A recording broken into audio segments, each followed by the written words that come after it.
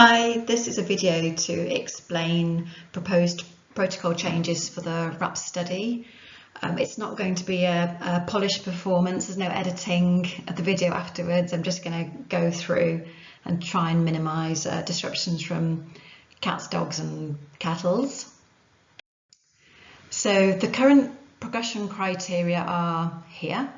There are 4 in total, and I'm proposing changes to 3 of these. I'm going to go through them each in turn. So progression criteria 1 is that we will recruit an average of 1.8% of the users of our sampling pool, which is users of Free Test Me for our study. That's the same rate at which we hope to recruit from in the main study, so it's a way of us showing that we can do that. As I'm proposing a change, I'm actually not proposing a change to it right now. What I'm proposing is that we continue to review this and actually set the exact rate at the end of the study, and I'm going to explain why that is. So in our feasibility RCT, we're currently recruiting from 4 trusts and actually hoping to recruit from another one from next week, so it'll be 5 trusts in total. And that's over a 3-month period. Well, it was expected to be a 3-month period. It's actually turning out to be longer than that. But anyway, that's by the by. So we're recruiting from 5 trusts over our recruitment period, whatever it ends up being. And at Free Test Me is the pool of young people that we were hoping to recruit from the start of the study. And indeed we've continued to do that in part, but Free Test Me is becoming a legacy site as far as Preventex is concerned. That's the company that runs Free Test Me. All of the trusts are being invited to move over to a new site owned by Preventex called SHUK, and the majority of them have done that. In our main trial, therefore, because Free Test Me probably won't exist by the time we come to do that, we propose instead that we'll be recruiting from 2 other websites owned by the same company, and these are SHUK and also SHLUK, L standing for London, so that one covers most of London boroughs, and SHUK covers other local authorities outside of London. At the time we submitted the funding application, we were thinking just about Free Test Me, and so we asked them to provide us with the average number of chlamydia tests they do per day. This would be the pool in the main trial per day that we get to recruit from, and the number is 616. So this figure was used to calculate the recruitment rate that we would need to demonstrate in our feasibility RCT that we would need to achieve in order to make the case that our RCT was feasible, because that would be the same rate we would recruit at in that study. So as part of our sample size calculation for the main trial, obviously we don't know exactly what the effect size of our intervention might be, and part of the feasibility study aims to give us an indication of that. But what we've done is provided like a bit of an estimate based on what we think would be a clinically meaningful reduction in chlamydia positivity for that study, what we'd hope to detect in order to claim that the study had been a success. So what we think would be a clinically meaningful reduction, and we've sought advice on that, is a reduction from 10% to 6%. So we've calculated in order to detect that kind of a difference between the groups, we'd need 3,864 participants. So over what would be a 12-month recruitment period in the main trial, we would need to recruit 11 participants per day to reach that total of 3,864. So the recruitment rate, therefore, for the main trial and then also for our feasibility RCT is 11 participants. So 11 out of the 616 Free Test Me users. As I've explained, it's looking like we won't be recruiting from Free Test Me, but instead these 2 other sister sites. At the moment, based on the most recent 6-month data, they're processing 661 orders per day.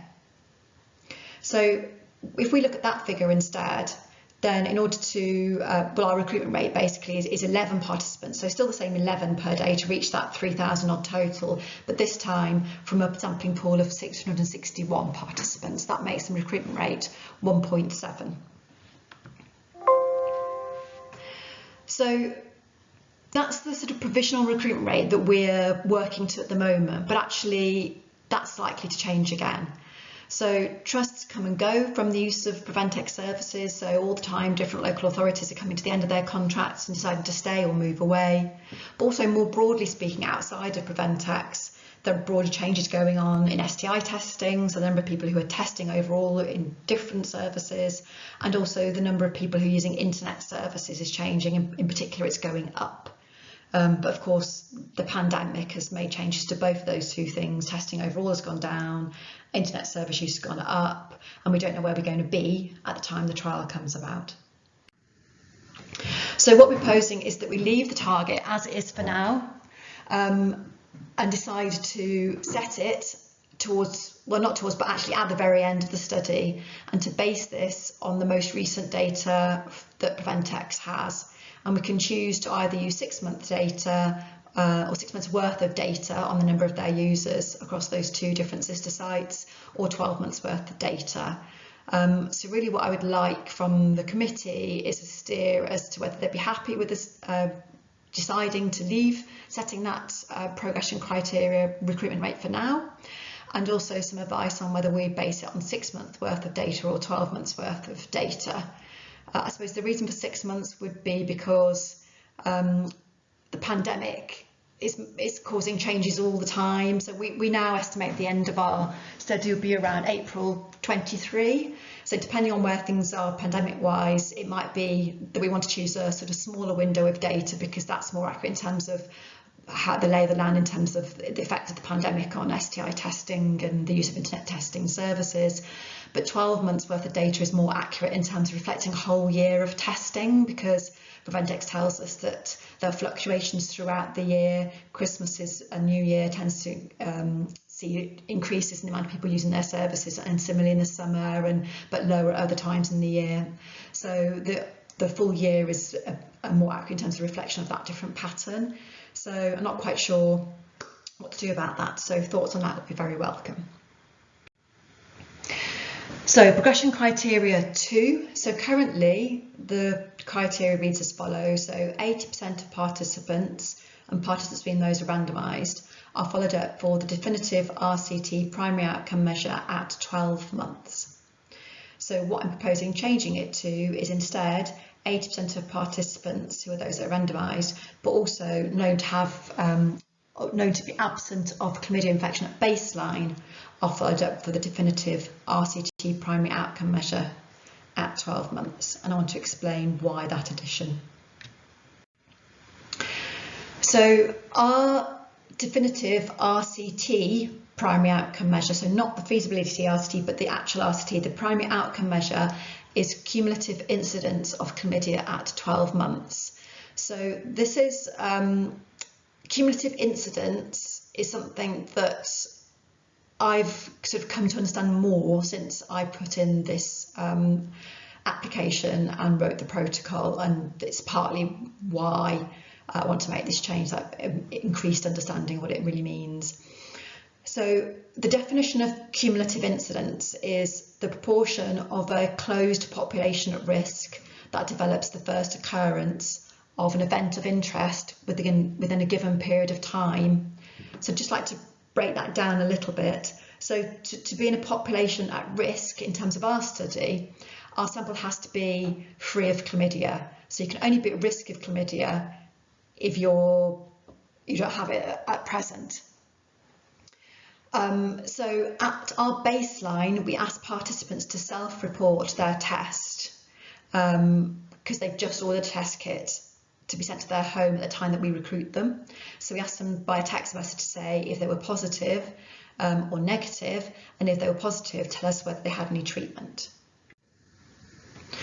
So to be in the closed population of risk, which is part of the definition of cumulative incidence, we think that those people at baseline can only be in that group if they either tell us that they are negative or if they tell us they are positive, but then also report that they had treatment, so they then become negative and therefore at risk again of a new infection over the period of our study. But we don't think it includes people who we don't have any data for, because then we don't know whether they're at risk or not. And also it doesn't include people who report that they are positive in the first instance, but then they either say they didn't get treatment or they don't then tell us whether they had treatment.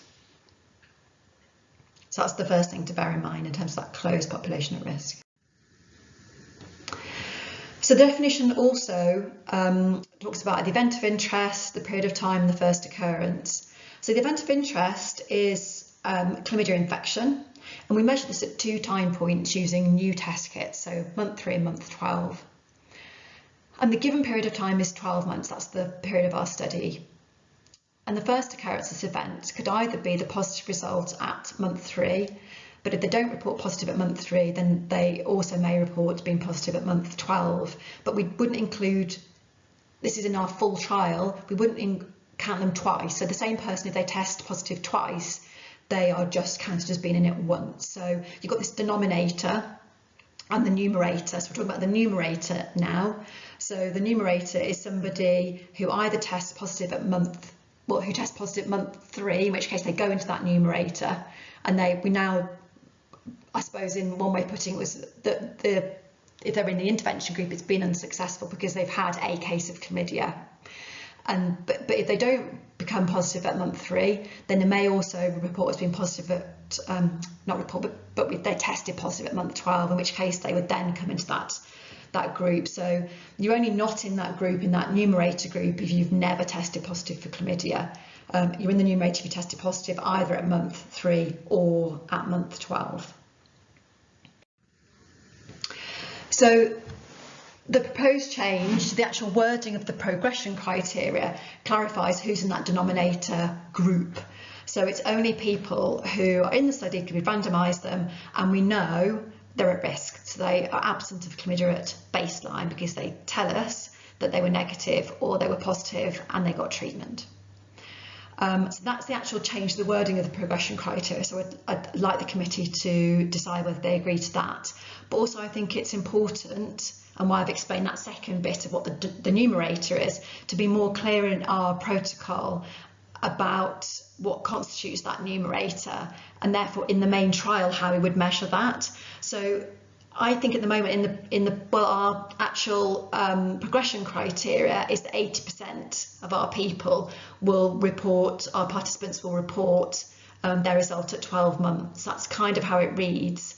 But I think it needs to be a little bit more stringent than that, because actually in terms of our primary outcome for the main trial, we don't just need to know whether they've got a result at 12 months, we need to know if they've got a result at what their result is at 3 months and at 12 months. So I want to be a bit clear in the text and say, so we're changing the denominator, but also for the numerator to be included in that group, they have to give us a result at 3 and at 12 months.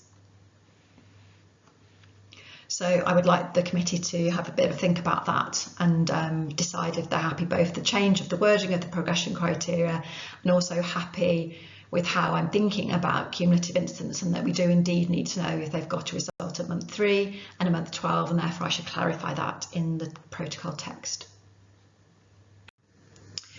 So on to the last one now. So the mean deprivation score of the final sample is within 10 percentage points of that of users of free test.me. So this is about our sampling pool and the levels of deprivation across users of free test.me, and also whether our study participants reflect that. So we don't want our study sample to be too different from the users of free test.me and introduce that kind of bias. So, excuse me. In theory, I still want that's really what we're trying to do still, but the reason for the change is because well, I'll go on to my next slide to actually see, and I'll come back to what we propose changing it to. So the progression criteria concerns comparing levels of deprivation across our final sample with those of free test.me users, as I've said. And we had initially hoped that Preventex would provide us with the IMD rank for all free test.me users over our recruitment period, so we could make this comparison. However, they're only actually able to provide us with the decile figure or score group, I suppose, for every person that sees our advert.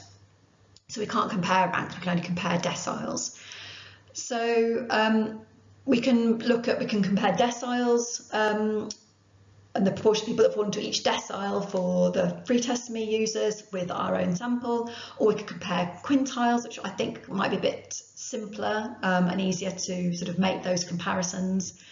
But also the sort of 10% thing is a bit arbitrary. It's a score that I just felt when I was putting together the protocol that seemed about reasonable, so something was above or 10%, or the difference was 10% in either direction, that it would be considered to be too different and be a bit of a concern. So, but maybe that is perhaps worthy of a bit of a discussion as well, and whether that ought to stay as it is or change. So what I'm suggesting, oh, it looks like I can't go back on my slide, which is a bit annoying. So the change that I'm suggesting basically is to not now say that we're going to compare ranks, but instead to compare deciles. So I'd like the committee to consider if it's okay to make the change. So we say we're comparing the proportion of people in each decile in the free Test.me sample with those in our own participant sample, and for it not to be outside of or be a difference of more than 10% percentage points. If they're happy with that, or if they want to maybe consider whether 10 percentage points is right, or whether it would have a slightly different wording to that. So yeah, consider both of those two different things and to give me a steer about your decision on that. One of our co-investigators has suggested that we could have the sort of green, amber, red way of looking at the progression criteria, not just for this one but across the board, so there's not a kind of black and white, has to hit this mark or it doesn't, but more of a variation on that. What is definitely yes, go ahead, great, you've made that, or let's discuss this more, there's some caution here, or no, you've definitely not met it. So that's perhaps something for the committee to have a bit of a think about as well. So that's it from me, and look forward to discussing this more with you. Okay, thanks, bye.